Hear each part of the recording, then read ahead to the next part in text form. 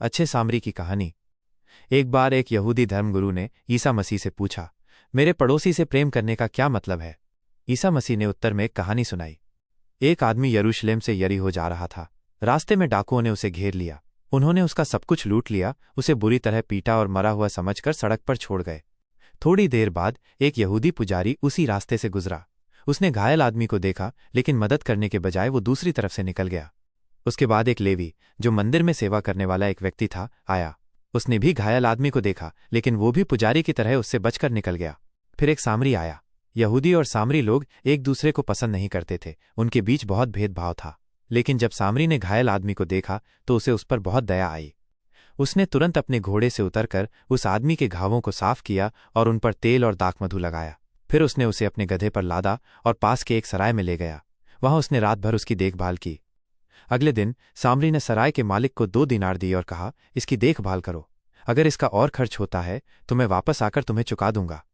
कहानी खत्म होने पर ईसा मसीह ने धर्मगुरु से पूछा, तुम्हें क्या लगता है, इन तीनों में से कौन उस आदमी का पड़ोसी था जिस पर डाकुओं ने हमला किया था?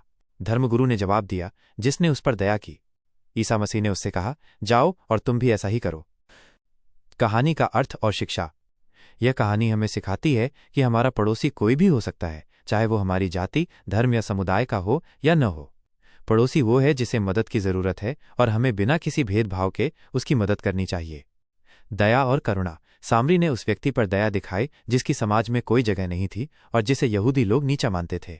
कहानी हमें सिखाती है कि हमें दूसरों के प्रति दयालु होना चाहिए, खासकर उनके प्रति जो कमजोर या जरूरतमंद है।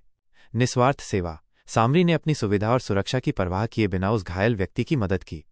उसने न केवल उसकी जान बचाई बल्कि उसके इलाज का पूरा खर्च भी उठाया।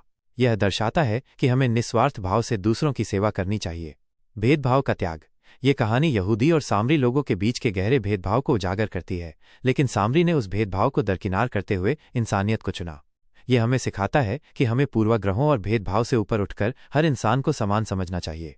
असली धर्म है। ईसा मसीह ने इस कहानी के माध्यम से बताया कि असली धर्म केवल नियमों का पालन करना या धार्मिक अनुष्ठान करना नहीं है, बल्कि दूसरों के प्रति प्रेम और दया दिखाना है। यह कहानी हमें प्रेरित करती है कि हम अपने आसपास के लोगों की ज़रूरतों के प्रति संवेदनशील बने और जब भी संभव हो उनकी मदद के लिए आगे आएं, भले ही वे हमसे अलग हों।